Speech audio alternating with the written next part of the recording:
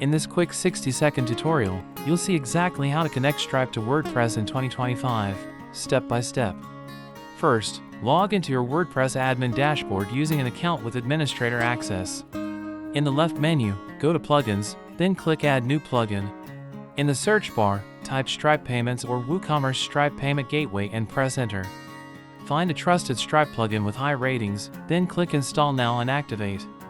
Once activated, you'll see a new Stripe or Payments section appear in your WordPress menu. Click the new Stripe or Payments menu item, then open the Settings or Connect tab. Choose your mode, start in test mode so you can safely try payments before going live.